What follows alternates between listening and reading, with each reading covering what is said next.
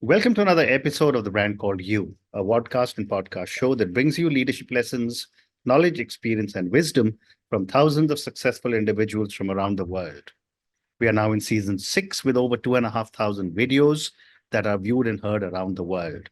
I'm your host, Ashutosh Garg, and today I'm delighted to welcome a well respected entrepreneur from Georgia, USA, Amy Susanne Powers. Amy, welcome to the show. Thank you. How are you today? Thank you. Amy is an author, a speaker, and a designer. And as an entrepreneur, she's the founder of Vacation Rental in a Box. So, Amy, my first question is to ask you to tell me about your journey in brief and what was the story behind your transition into vacation and short term rental design? That is a great question. I originally started out as a professional home stager. I started in 2007 Hmm. in Atlanta, Georgia, mostly working with real estate investors who were doing a lot of flipping, that's very popular. So they were turning, properties over and turning them into gorgeous properties. And I was doing that for a very, very long time, like I said, since 2007. In 2018, I was working with a certain investor, and the Super Bowl was going to be in Atlanta at the beginning of 2019. And he had asked me if we could turn one of the properties that I had staged for him into a short-term rental right before the Super Bowl so he could make a couple, thousand extra dollars here or Hmm. there. Usually like $2,000 or $3,000 a night, to be honest. Okay. Extra. Mhm. And so I said, let me check my inventory because I did not know a lot about what you needed to do for short-term rentals, but I did know that the furniture needed to be durable. Mhm. And staging is different than traditional design. Some of our pieces are lighter, and I just wanted to make sure everything was functional. I Mm. use real mattresses and I use real furniture, so that was to my advantage. Mm. Everything checked out. I had him sign a waiver that I wasn't liable for anything, obviously. Mhm. Because again, staging is you're not really using the furniture. It's just kind of a showcase, right? Right. So that was very successful. I enjoyed it. I kind of took, the fake it till you make it philosophy, started looking into short-term rental design and approaching the investors that I was working with in Atlanta already because it was an up and coming trend. And this is before COVID even. Mm. Mm. So it worked out. I started getting clients, and then eventually I kind of filtered the home staging out. And in 2022, I officially started doing short-term rental design full time, and Mm. I haven't looked back. Fascinating. Fascinating. So, given the fact that you are now, deeply involved in vacation rentals and short-term rentals and designing, what trends are you currently observing in the vacation rental market, and how are they impacting design choices?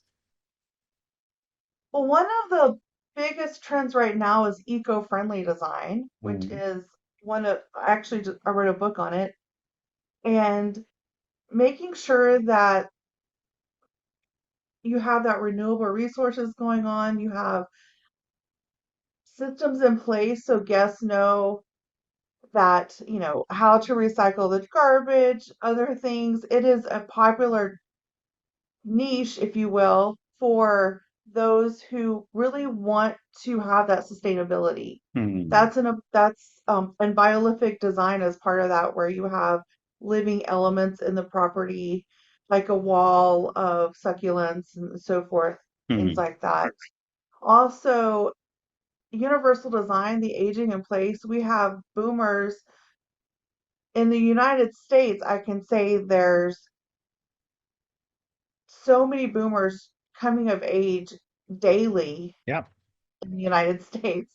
It's such a trend. So making sure, and I say universal design versus aging in place because my mother-in-law can walk circles around me, so it's not about their age Mm. necessarily. And anyone of any age could have some kind of issue where the universal design, which is basically Mm. making sure that a place is accessible for any type of person, Right. per Right. se. And that's a huge niche too, because there are so many places that do not have that. So if you can hone in on that niche, you're going to set yourself above the competition for Mm. sure. Mm. And I actually specialize in both of those. I find that those are some of my favorite things to do. They can be challenging, Mhm. turning spaces into universal design Right. so that you have safe bathrooms, right? Some rails in the bathrooms, the right flooring, the right friction in the flooring. All that is important. And then you have the fun trends like Mm. vibrant colors, murals inside and outside of the property, really good games outside of the property, hot tubs, saunas, things like that. Those are still on trend for sure in Mm. the short-term rental Mm. market. Very well said. But one of the other challenges that I'm sure you address in every project that you take up is balancing aesthetics and functionality. How do you Absolutely. do that? You've done some research. Okay. So aesthetics will get people in the door, right? How they view the pictures online, what they see, that's basically aesthetic for those who Mm. may not know. Functionality is how you're going to live in that space once you're there. Once we Mm. have you in the door, how are we going to keep you there? Correct. So it's not a difficult balance if you know what you're doing. And one of the most important elements, and I say this wherever I speak on any kind of platform I'm on, when you're in the short-term rental business, you're in the hospitality industry. And so many people, especially those investors that I was working with initially, they still have the mindset of real estate Mm. and turning that as a flip and trying to make money as fast as possible. But Mm. hospitality is a long game. You have to do it right the first time. Mm. And that balance is so critical in making sure that you do it right. Right. So it is having a plan, having a design plan, making sure you have the key elements in place, and which is like the proper bed, the proper sofa, the proper table and chairs and so forth, and making sure they hold any type of person, any type of body weight, and that it's hospitality friendly. It can take that wear and tear Mm. over time, which will also help that owner have more profitability because they're not having to Mm. replace things Mm. over and over Well again. said. And Amy, when I was reading about you and preparing for for our conversation, I noticed that you got an interest in diverse and inclusive spaces. Now, with that kind of an Yeah. interest, how do you ensure designs cater to a wide array of guests that must be coming into all these properties? Well, the goal is that you actually hone in on a demographic. Hmm. You hone in on a niche. And different owners of properties may have different preferences of what their brand is, if you Hmm. will, and their brand may cater to a specific niche. If you're doing that right,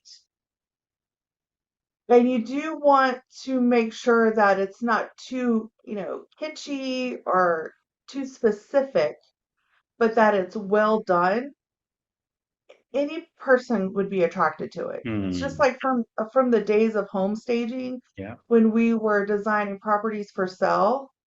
We had to think about the most ideal demographic for that property, but also still design it in a way that anybody, the outliers even, could be attracted to Yeah. it. Yeah. And I've taken that skill and brought it to me to the design side, which I think is one of the assets I have is with my home staging background coming into design. I was already honed in on how to work with a demographic and make Hmm. it still enjoyable for any type of person. Very well said. And therefore, a follow-up question for you, Amy, is how do you balance the need for stylish, Instagram-worthy spaces with practical guest-friendly design? Because every youngster now wants photographs for Instagram. Well, that's not difficult because you'll have a mural, you'll have a wallpaper or some kind of prominent feature. but that's not going to be everywhere. Hmm. And one of the things I do is I use a system called color mapping, which is 10%, 30%, and 60% of color. Mm-hmm. So I pick three colors. 60% is going to obviously be the larger, possibly the more neutral color like a cream or a navy or something like that. And then your 30% is going to have a little bit more richness and texture. It's going to have that extra oomph in there. And then your 10% is that pop of color. And Hmm. that 10% can be multiple different colors if it's a certain type of property that can handle that, like in Florida, where you can get away with some more vibrant colors and things like that. So every room that I design has that 60-30-10 in it. Wow. And it creates continuity. Hmm. And that continuity actually can create a very peaceful space because it doesn't leave a lot of questions for the guests to ask. Hmm. It answers a lot of questions. And then you pull that all around. My Hmm. knife sets are usually that 10% color. So you're going to have those little pops of colors in the kitchen and everywhere. And it just pulls itself together and it creates that cohesive, relaxing, it makes sense kind of aesthetic. And then you also have that wow factor in some element. Hmm. And that appeals to that Gen Z millennial. Hmm. Great response. And what, in your view, is the role of the design, the vacation rental design, in the overall guest experience? It's a huge, huge role. It gets them in the door, like I said earlier, right? And it helps you, like photography is so important. And it is statistically proven that 80% of short-term rental Hmm. owners do not use a professional photographer. So 20% are, they're going to get the better occupancy, the higher nightly rates because people are going there. Hmm. And then of that 20%, it also is increasing their revenue, Hmm. right? So it's a win-win. Photography actually pays for itself. And Right. it's such a critical, it's a marketing, you're marketing. You're marketing a product Hmm. and you have to do it right. Hmm. You're not going to go to Target and look at the end cap display and it looks hodgepodge, Hmm. cheap. It's going to have the best items there, the best representation, the best alignment and how it is featured. Hmm. You have to think of it as a product and market it as such. So everything, design is everything. And then after design, I think cleanliness is right up there, Hmm. right?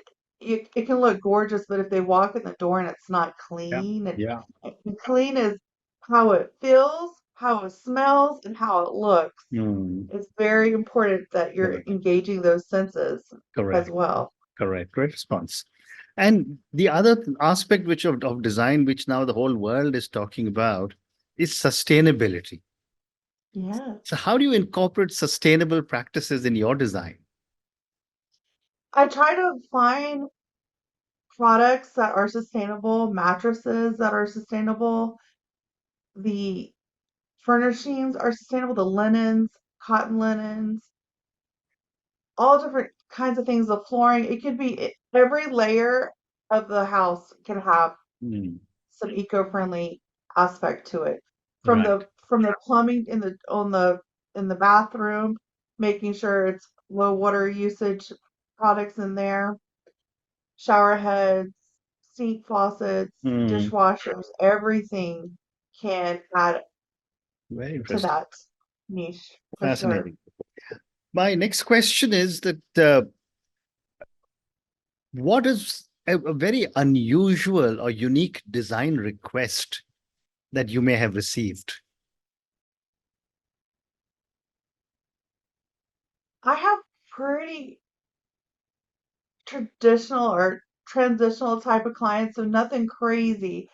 The most fun design I have done is Hmm. I was doing a property in Michigan in a little town called Mears. It's right off of Lake Michigan, and there's Yeah. beautiful sand dunes everywhere. It's a gorgeous property. And it was an older property, and they were refitting it to be more updated, more modern, beautiful transition. There was this one little niche right up the stairs that just had it was like a catch-all for the previous owners. The Mm-hmm. before pictures are crazy, and they had a plumbing pipe up there. They had no idea it wasn't being used for anything. It was just random piping. Mm, So I created a whole wet bar. It was a functional piping, so we were able to do some plumbing there. mm, So we created a huge, like L-shaped wet bar that also doubled as an office niche on the L side, and it is one of the most popular parts of that property, and wow. guests love it. We Mm, turned something awkward into something very functional. And I have the philosophy that if people are asking more questions mm, than there are answers, then you need to fix it. It's a problem. mm. So we solve that problem. Very interesting. We spoke about universal design principles a few minutes back, but what are some key considerations when incorporating universal design principles into vacation rentals? That's a great question. You want to make sure that if it's an older property, sometimes it's harder because you can't move walls and things like that. But if Mm, you have the opportunity to modify spaces like in the kitchen, making sure there's enough pathway for someone who has a wheelchair that they can walk through. mm, In the bathroom, you want to make sure that you have any space that can be wet has the mm, right flooring and that it's safe, it has that right friction level. I think handheld shower faucets are huge. They're very helpful. mm, They're also really cleaners also really love them too. They help clean the bathroom mm, easier. mm, mm, Um, if you can make a ramp or if it's something where it's easy for someone to get into the property mm, because most properties will have stairs. So thinking about that, if you have the ability to have a bedroom on the main floor, make sure that bedroom is accessible because people in wheelchairs can't often go up and down. So those mm, are some quick tips mm, to help. mm. Good lighting outside on the walkways Yeah. at night is also a good tip Mm. for Well said. exterior. So I have time for two or three more questions. My next Sure. question is that you must be getting a lot of customer feedback or guest feedback on your design. I love guest feedback. How do you incorporate that into future designs or maybe improving current designs? Fortunately, I get a lot of positive feedback. I rarely get negative feedback, and I follow up with my guests, and I, I stalk their feedback as well to make sure everything's going well. Mm, So if there were to be a problem, obviously I would address it, say, what's the problem? mm, Remember only one incident where someone complained about a mattress. mm, But mattresses are so subjective, right? People have their own preferences no matter what.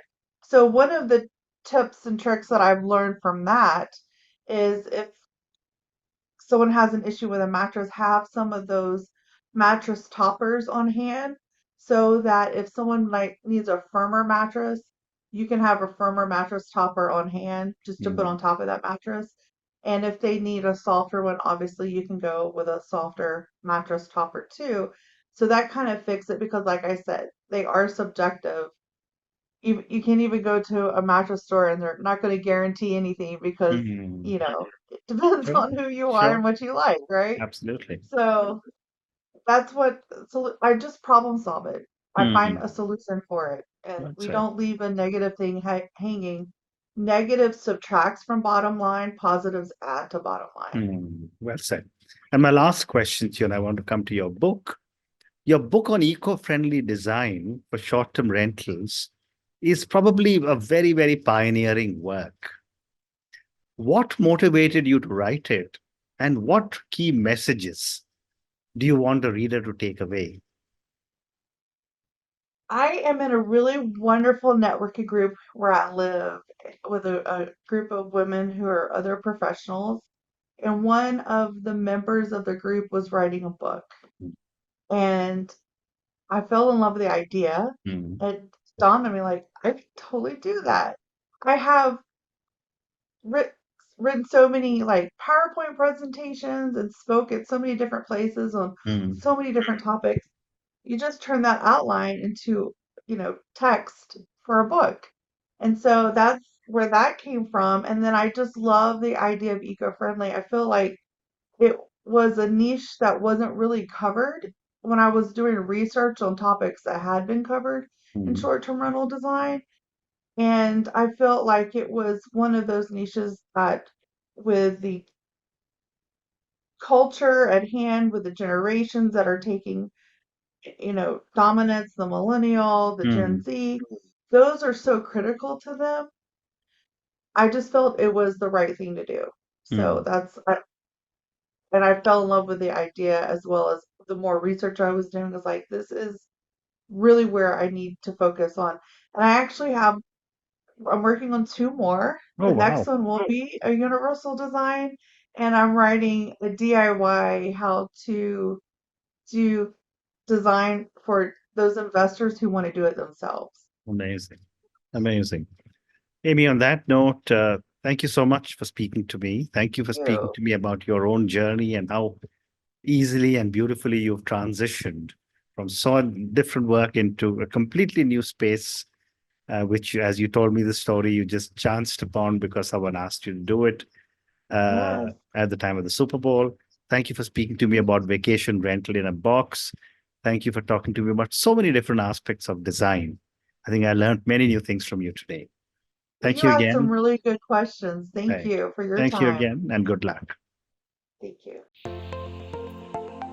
Thank you for listening to the Brand Called You videocast and podcast, a platform that brings you knowledge, experience, and wisdom of hundreds of successful individuals from around the world. Do visit our website www.tbcy.in to watch and listen to the stories of many more individuals. You can also follow us on YouTube, Facebook, Instagram, and Twitter. Just search for the brand called You.